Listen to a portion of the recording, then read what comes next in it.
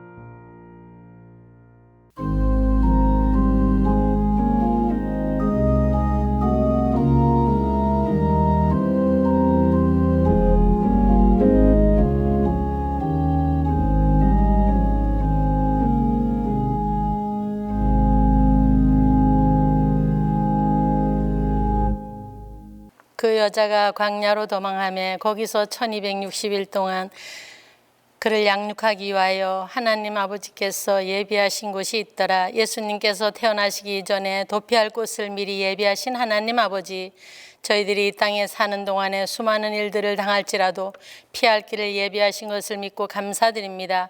죄악이 무엇인지 알지도 못할 때 우물가의 여인에게 찾아오신 것처럼 저희들에게 찾아오셔서 내가 주는 생명수는 영원히 목마르지 아니하리라고 말씀하신 예수님, 진심으로 감사를 올려드립니다.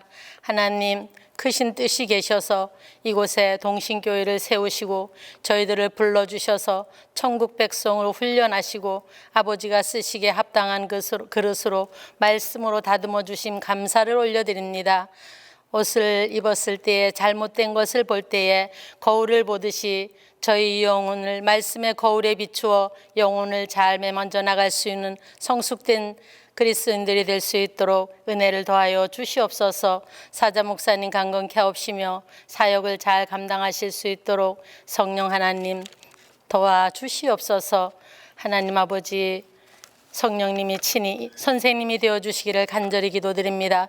하나님 아버지, 우리 목사님 강건케 하시고 건강케 하셔서 사역을 잘 감당하실 수 있도록 능력에 능력을 더하셔서 맡겨주신 양떼들을 늘 푸른 초장으로 맑은 시냇가로 인도하시기에 조금도 부족함이 없도록 축복하여 주시옵소서. 하나님 아버지, 부교역자님들을 위해서 기도드립니다. 강건케 하시고 건강케 하셔서 맡겨주신 사역을 잘 감당하게 하여 주옵소서. 주님 앞에 섰을 때에 잘했노라고 칭찬받는 부교역자님들 될 수 있도록 은혜 위에 은혜를 더하여 주옵소서. 하나님 아버지, 가정을 지켜 주옵소서. 자녀들을 지켜 주옵소서. 하나님 아버지, 각 기관이 있습니다. 2021년도에 세운 계획들이 배나 응답받기를 원합니다. 재정도 채워주시사 동신의 재단이 하나님의 일을 해나갈 때에 어려움 없게 복 내려 주시옵소서. 하나님 아버지, 각 구역이 부흥발전되어야 되겠습니다. 구역장님들에게 힘 주시고 능력을 주시고 성령 충만케 하셔서 늘 깨어 기도하게 인도하여 주시옵소서. 이 시간 단위에 세우신 사자 목사님 능력에 능력을 더하여 주시고 장중에 붙들어 주시옵소서. 성령의 기름을 부어 주시옵소서. 준비하신 말씀 아버지 전하실 때에 살아서 운동력 있는 말씀이 되게 하여 주시고, 하나님 아버지 심령과 골수를 쪼개는 말씀 되게 하여 주옵소서. 심령이 거듭나게 도와주시옵소서. 아버지 심령의 밭에 떨어졌을 때에 30배, 60배, 100배의 결실을 거두기를 원합니다. 나 예수는 교회들을 위하여 내 사자를 보내어 이것들을 너희에게 증거하게 하였노라고 하신 하나님 아버지, 창세기부터 계시록까지 목사님 저희들에게 항상 전해주실 때마다 하나님이 성령으로 오셔서 하시는 말씀으로 두려운 마음으로 떨리는 마음으로 감사하는 마음으로 받기 원합니다. 일일이 아뢰지 못한 것도 은혜 베풀어 주실 예수 그리스도의 이름으로 감사 올려드리며 기도합니다. 아멘.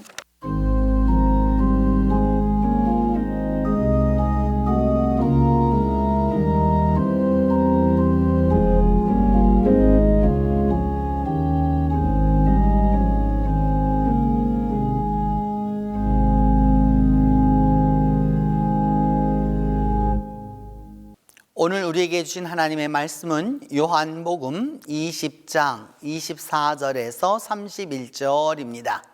신약성경 요한복음 20장 24절에서 31절입니다. 12 제자 중에 하나로서 디두모라 불리는 도마는 예수께서 오셨을 때에 함께 있지 아니한지라. 다른 제자들이 그에게 이르되 우리가 주를 보았노라 하니 도마가 이르되 내가 그의 손에 못자국을 보며 내 손가락을 그 못자국에 넣으며 내 손을 그 옆구리에 넣어보지 않고는 믿지 아니하겠노라 하니라.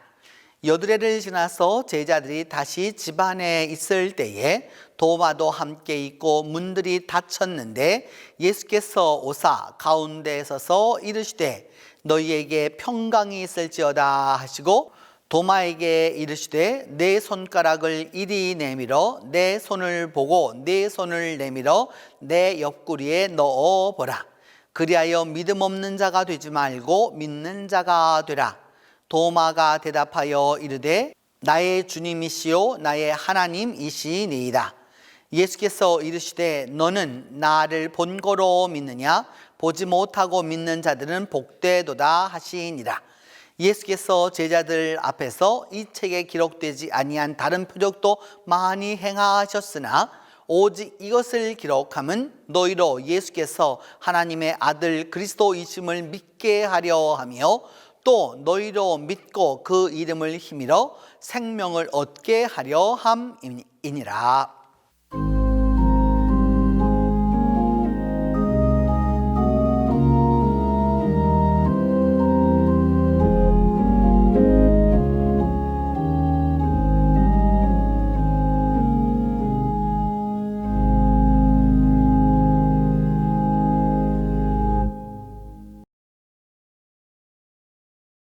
오늘 요한 사도의 부활 여행 세 번째 믿는 자가 되라라고 하는 그 제목을 가지고 요한복음 20장 24절에서 31절 말씀에 근거해서 말씀을 전하려고 합니다. 그 카라바조의 그 그림 그대로 여러분 오늘은 도마가 중심이 되는 바로 그런 내용이라고 할 수 있습니다. 아마 부활 이야기 중에서 그 어느 이야기보다도 많이 알려진 것이 바로 이 도마 이야기일 것입니다. 실제적으로 교회력으로 말한다면은 교회력의 두 번째 부활절의 두 번째 주일을 이 도마 주일로도 지키고 있는 것이죠. 초대교회 이래로 많이 지켜왔던 것인데, 왜냐하면 그러니까 부활 후 8일째에 그럴 때에 도마가 이 일을 만났기 때문에 부활 둘째 주일을 흔히 도마 주일로 지켜오기도 하곤 했습니다. 오늘 이야기는 바로 믿는 자가 되라라고 하는 이 말씀이 오늘의 타이틀입니다. 여러분, 군중 속에 한 사람, 이렇게 여러 사람들이 지나가고 있을 때 거기 있는 딱 한 사람이 있죠. 이 한 사람은 어떤 사람일까요? 군중 속에 한 사람이란 의심 속에서 믿음을 갖고 있는 사람일까요? 그렇지 않을까요? 군중 속에 단 한 사람, 근데 그 사람은 의심 속에 믿음이 있는 사람이겠느냐라고 하는 그런 우리가 그런 문제의식을 갖고서 이 다른 사람들은 다 이렇게 말하는데 나는 그렇지 않은데 라고 하는 이 사고를 가지고서 우리가 오늘 본문 말씀으로 들어가 보도록 하겠습니다. 그 24절로 25절 말씀에는 12제자 중에 하나로 디두모라고 불리는 도마가 있었는데, 도마는 예수께서 오셨을 때에 지난 시간 말씀하셨어 그 평강이 있을지어다 라고 말씀하셨던 그때 있지 아니했습니다. 다른 제자들이 이제 그에게 이르되 우리가 주를 보았다 라고 말하니까 도마가 말하기를 내가 그의 손에 못자국을 보며 내 손가락을 그 못자국에 넣고 내 손을 가지고서 그의 옆구리에 넣어보지 않고는 믿지 아니하겠다라고 이렇게 이야기합니다. 12제자 중에 디두모라 불리는 도마는, 이게 디두모라고 하는 말은 쌍둥이라고 하는 말입니다. 그의 형제가 누구였는지 성경은 분명하게 말하고 있지는 않고 있는데 바로 이 디두모라고 하는 것이죠. 이것은 로마에 가면 라테란이라고 하는 아주 엄청나게 큰 예배당이 있습니다. 이 예배당에 가면 12사도들을 쭉 이렇게 그 12사도들을 갖다가 이렇게 조각을 해 두었는데 그 가운데 바로 이것은 그 도마상입니다. 그 도마의 모습을 가리키면서 여러분 도마가 하늘을 향해서 이렇게 손가락을 딱 가리키고 있는 이런 모습이 있잖아요. 그 믿음을 상징하고 있는 것이죠. 그래서 우리가 이 성경 안에서 도마라고 하는 인물을 볼 필요가 있는데, 마태복음 10장 2절로 4절에 보면은 12사도의 이름을 쭉 설명을 했습니다. 12사도의 이름을 설명을 하면서 도마, 딱 그렇게 그냥 도마라고만 말했어요. 마태는 셀이라고 이렇게 이야기했고요. 또 그 다음에 요한 같은 경우는 야고보의 형제라고도 이렇게 설명을 하고 하는데, 도마는 그런 말이 없습니다. 그냥 도마와 셀이 도마 이렇게 설명을 하고 있죠.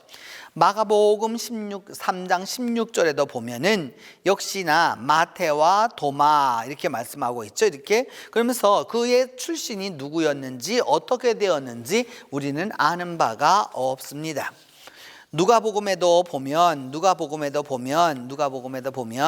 역시나 말씀하기를 베드로의 그 원래 그 히브리식 이름 시몬도 이야기하죠.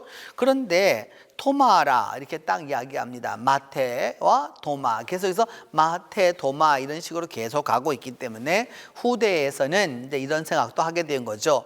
혹시나 마태가 도마의 형제 아니었을까? 뭐 이런 생각도 이제 이런 것들이 일어나게 되었던 것입니다. 도마라고 하는 사람은 디두모라고 불렸는데, 디두모라고 하는 말은 제가 말씀드렸습니다. 바로 쌍둥이라고 하는 말이죠. 쌍둥이였던 쌍둥이 하면은 다 누구든지 알 수 있는 것이었는데, 요한복음 11장 16절에 보면 디두모라고도 하는 도마가 이렇게 말씀하고 있죠. 그러니까 디두모라고 하는 도마 이렇게 말씀하면서, 그러니까 디두모라고 하면 우리말로 하면 이게 고유명사처럼 느껴지지만 그것이 아니라 쌍둥이 그 도마가 그러니까 우리도 주와 함께 죽으러 가자, 예수님이 십자가 사건을 말씀했을 때 이런 얘기를 할 적이 있었죠. 또한 요한복음 14장 5절에 보면은 도마가 말하기를 주님이 가시는 길을 우리가 알지 못하는데 어떻게 우리가 주님 그 길을 어찌 알겠사옵나이까, 이렇게 우리가 알지 못하는데 아는 길을 어떻게 가죠? 라고 이렇게 질문하는 모습입니다. 한편은 주님을 따르겠다 하고요, 또 한편은 주님 가시는 길을 확실하게 알고자 했던 사람입니다. 또한 그 요한복음 21장 2절에도 보면 디드모라고 하는 도마가 이제 그 시몬 베드로와 함께 이제 갈릴리에 있게 되게 되는 모습인데, 그 원래 그 원처로 돌아갔을 때에는 도마도 있었다라고 하는 것을 알 수 있습니다. 그런 부분에 있어서 그 도마는 굉장히 요즘으로 말하면 이성적이고 합리적이고 과학적인 사람이었음을 알 수 있습니다. 내가 그의 손에 못자국을 보며 내 손가락을 그 못자국에 넣어보지 아니하고는 믿지 아니하겠다라고 이렇게 말하고 있는데, 이게 못입니다. 오늘날 우리가 생각하는 못하고는 상당히 다르다라고 하는 걸 알 수 있죠. 왜냐하면 성서시대의 못이라고 하는 것은 오늘날과는 다른 것이었기 때문입니다. 왜냐하면 그 당시 못은 오늘날 공장에서 만들어내는 못이 아니라 그것을 다 일일이 사람의 손으로 두드려서 만들었기 때문인 것이죠.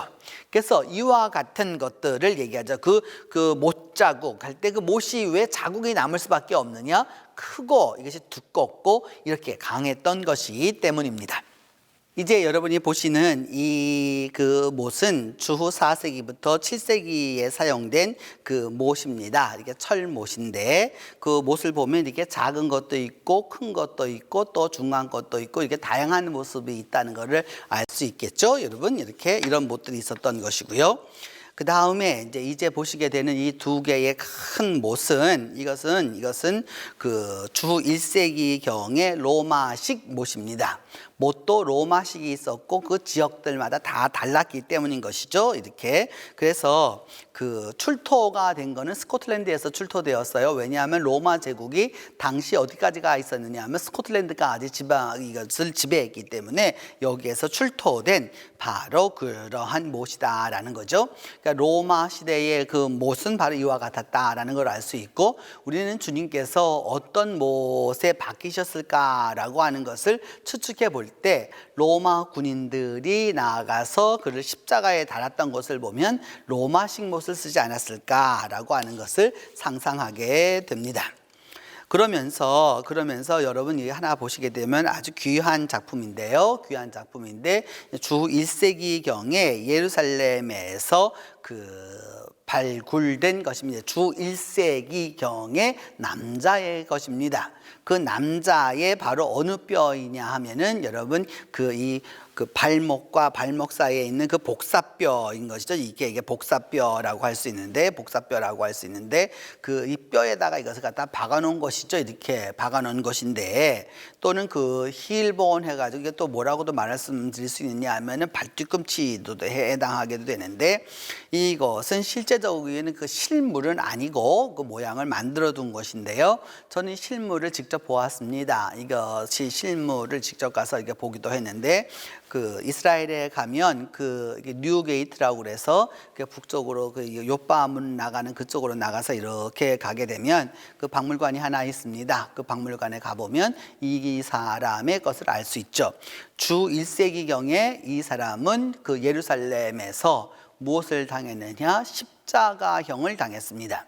그 십자가형을 당했었을 때에 이 발이 여러분 그 사람의 체중에 의해서 내려밀기 때문에 그 발에다가 이것을 다 다리에다가 박는 못이 보통 큰 못이 아니었거든요. 그렇기 때문에 그때의 모습을 보여주는 것이다라고 할 수 있습니다. 이와 같은 그 못자국을 내가 보고 그 다음에 내가 직접 거기다 손을 넣어보고 이 모든 것을 해야만이 내가 그것을 알 수 있겠다라고 도마는 이야기하는 것이죠. 결국 그 인생이라고 하는 것은 믿음과 의심 그 사이에서 살아가는 것이다 라고 할 수 있습니다. 믿느냐 믿지 못하느냐, 그 사이에서 갈팡질팡하는 거죠. 때로는 믿고 때로는 의심하고 또 의심하면서도 더 의심하고 믿으면서도 또 쓸데없는 것을 믿어갖고 여러 가지로 문제를 만들 때가 있고, 인생이라는 거 하는 것은 바로 그런 것이다 라고 할 수 있습니다. 오늘 본문에서 말씀하는 도마는 철저히 의심하는 사람이었습니다. 그래서 뭐냐면 내가 직접 해봐야 된다. 그 못자국 난 손에다가 내가 손가락을 넣어보고 창자국 난 그 창자국 난 구멍에다가 내가 내 손을 직접 넣어보아야만이 그 일이 가능하다. 그것을 내가 확실히 알겠다라고 말을 하게 됩니다. 26절로부터 27절에 보면 이제 드디어 여드레를 지나서 이렇게 말씀하고 있습니다. 부활 사건이 있고 난 다음 여드레를 지나서 제자들이 다시 집안에 있었다라고 하고 있죠. 두려움 속에 있었다라는 걸 알 수 있습니다. 근데 그때는 도마도 함께 있었는데 문들은 다 닫혀 있었습니다. 역시 두려움과 공포 속에 있었다라고 하는 것을 알 수 있겠죠. 그때 예수께서 오셔서 가운데 서서 말씀하시기를 너희에게 평강이 있어라 라고 말씀합니다. 그러게 너희에게 평강 샬롬을 말씀하면서 도마에게 이렇게 딱 집어서 말씀하셨죠. 내 손가락을 내밀어서 내 손을 보고 내 손을 내밀어서 내 옆구리에 넣어보라. 그리하여 믿음 없는 자가 되지 말고 믿는 자가 되라 라고 말씀합니다. 직접 그 손가락을 가지고 내 손구멍 거기에 못자국 난 손에다가 집어넣어 보고 그 다음에 옆구리 창자국에다 직접 손을 넣어서 믿음 없는 자가 되지 말고 믿는 자가 되라 라고 이렇게 이야기하는 것입니다. 그 여드레를 지났다라고 하는 것은 지금 여러분이 보시는 이런 장면은 무엇이냐 하면은 이제 아침이 밝아오는 예루살렘의 그런 모습을 이제 보여주고 있는 것인데, 이제 이런 형편에 있는 그 여드레를 지나서 제자들이 다시 집안에 있었다라고 하는 것은 바로 그 어퍼룸이라고 말하는, 전통적으로 말하는 마가의 다락방이라고 말하는 바로 이곳에 집안에 있었다라고 하는 것을 말씀하는 것이죠. 그래서 그 제자들이 집안에 있었을 때에 어떤 일이 벌어지게 되었느냐, 그곳에 있게 되었었을 때에 바로 이제 이와 같은 그 모습 속에서 이 사람들이 숨어 있었던 것을 알 수 있죠. 문들이 닫혔다라고 말하고 있는 겁니다. 문들이 닫혔다라고 말하고 있는데, 그 문이 닫혔다라고 하는 것은 사람의 이게 없다라고 하는 것을 보여주고 이미 이게 어떤 공포와 이런 것 때문에 닫아놓은 것을 말하죠. 그래서 이스라엘에 가보시면 여러분, 우리로는 이런 것들이 많지 않아요. 우리나라는 사실 예전에 대문에 약간 이런 문고리들이 달려 있었었는데, 여기에 가면 문고리가 아니라 문을 두드리는 것들이 이렇게 많이 발달해 있습니다. 지금 여러분이 보는 것은 뭐냐 하면은 그 성묘 교회의 그 정문에 가시면은 그 문에 달려져 있는 거예요. 그래서 이 문을 열어주세요 하면 이게 똑똑해서 이게 동으로 주로 많이 만들어져 있는 것을 볼 수 있습니다. 어떤 때는 사람 손목이 돼 있는 데도 있고요. 여러 가지 것들이 있습니다. 이것을 두드려야만이 문이 열리게 되고 사람이 나와서 이제 들어갈 수 있게 되는 것이죠. 그렇게 문들이 닫혔는데 예수께서 오셨다라고 이제 말씀하고 있는 것이죠. 바로 이 문들이라고 하는 것은 여기 보면 이거는 폼페이에 있는 문인데 저와 같이 문이 다 닫혀 있다라고 하면 사람이 들어올 수 없다라고 하는 것을 이제 의미하는 것이죠. 그런데 거기에 오셔서 뭐라고 말씀하셨느냐 하면 너희에게 평강이 있으라 라고 이렇게 말씀하고 있는 것이죠. 평강이 있으라라고 하는 이 말이, 평강이 있으라라고 하는 이 말은 그 이스라엘에게 있어서 여러분 제가 말씀드리기를 헤어질 때도 또 만날 때도 평상시에도 늘 쓰는 단어 가운데 하나였습니다. 지금 보시게 되는 것은 여리고 회당에 있었던 고대 회당에 있었던 것 중에서 이스라엘의 평화가 있기를 그렇게 되어 있는 거죠. 샬롬 알 이스라엘 그렇게 되어 있는 거죠. 샬롬 알 이스라엘, 이스라엘에게 평화가 있기를 바라는 바로 그 모습을 이렇게 이제 만들어 놓은 것이죠. 그래서 그 회당에 있었던 여리고 회당에 있었던 모습을 우리가 보고 있다라고 하겠습니다. 그래서 그 손가락을 가지고 이리 내밀어서 내 손을 보고 내 손을 내밀어서 내 옆구리에 넣어보라 라고 하는 그 당시 사람들의 모습을 보면 이 손가락이라고 하는 것이 얼마만큼 중요했었는지를 우리가 알 수 있습니다. 또한 이제 그 당시 사람들의 그 옆구리를 보여주는 이 당시의 모습인데, 사람의 모습인데, 여러분께서 그 옆구리 이렇게 보여주고 있는 모습이죠. 바로 이와 같은 모습이었을 것이다 라고 생각합니다. 더불어서 그렇게 해서 그와 같은 모습들을 이게 보게 되었을 때, 여러분 자세히 보시면 그 옆구리에 자국이 있죠. 주 2세기경에 있었던 그 이 상에 나타나 있는 바로 모습 가운데 하나입니다. 또한 더불어서 그 창으로 찔렀다라고 하는 것이죠. 그렇기 때문에 창이라고 하는 것은 앞은 뾰족하고 그 뒤로 갈수록 칼날이 넓은 것이기 때문에 그 창 자국으로 어떤 모습이었을지 우리는 능히 짐작할 수 있습니다.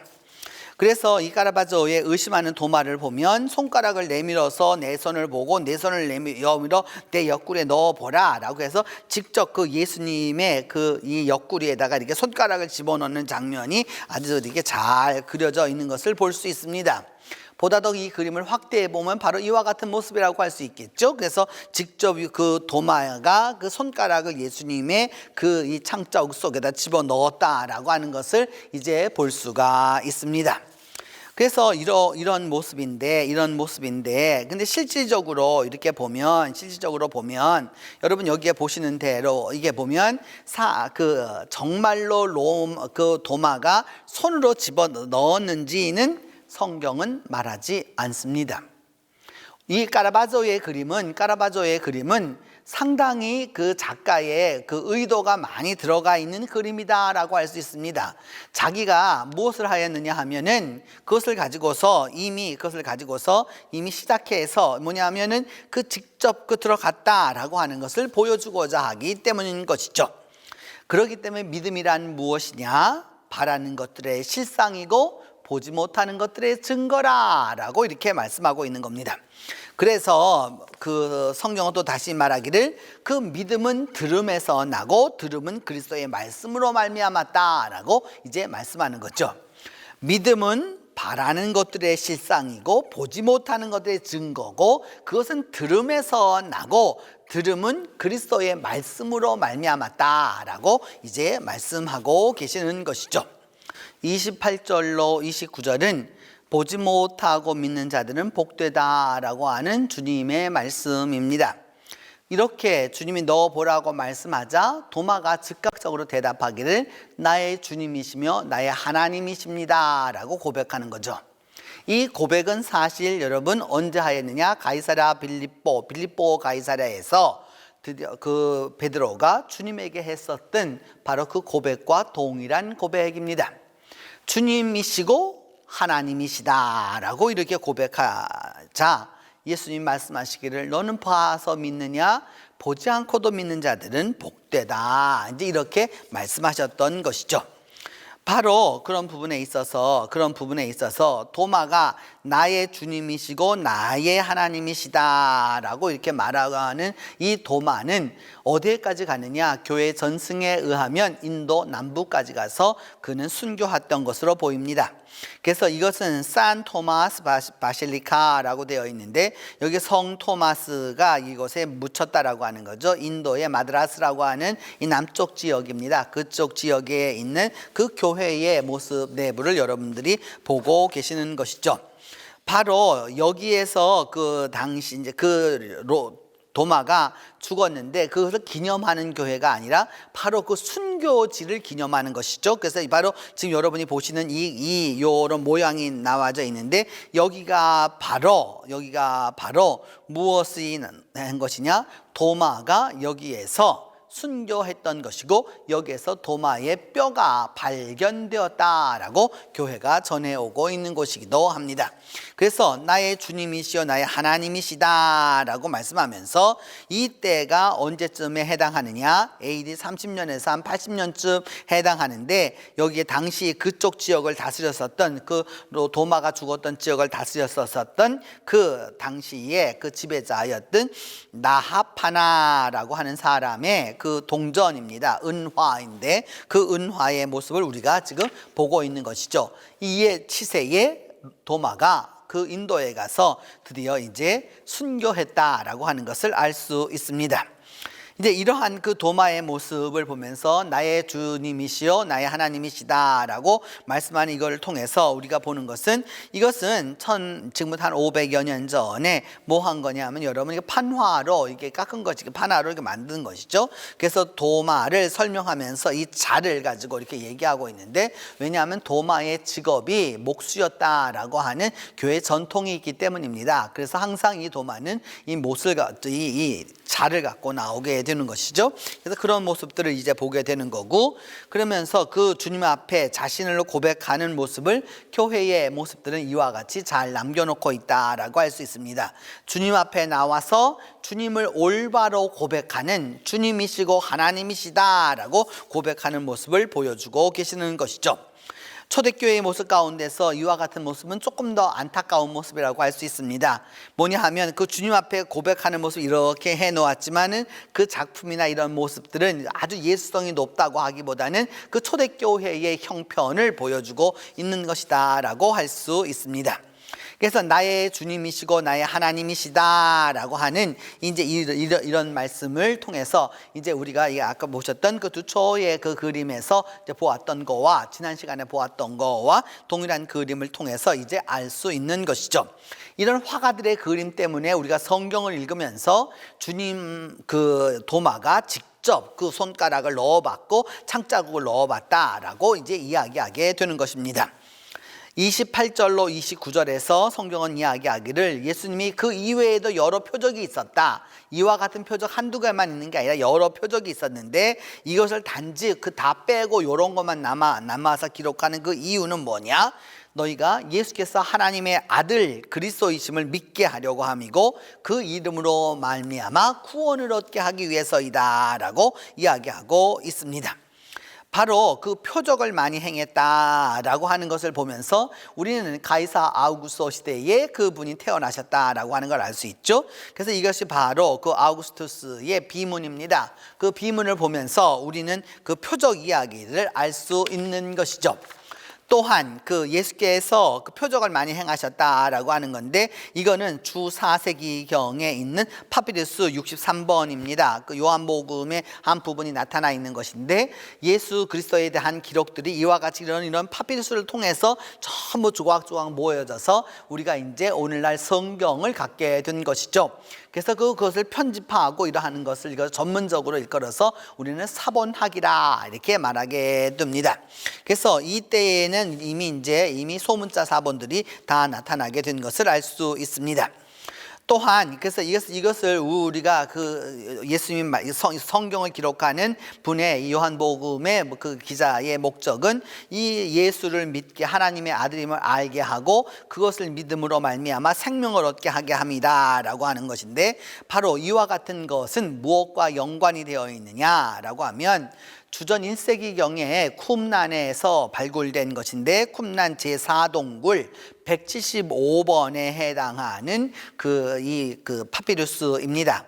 여기에 뭐가 나오느냐? 메시아송이 나오게 됩니다. 그 메시아송이라고 하는 것은 바로 오늘 요 앞에 나와 있는 바로 이와 같은 것을 일컬어서 메시아송이라고 말하는 것이죠. 메시아에 대한 찬미, 메시아에 대한 해석, 또 메시아에 대한 시, 노래, 찬양 이거를 일컬어서 말하게 되는데 바로 이와 같은 것들이 초대교회에 있었다라고 하는 것을 보여줍니다.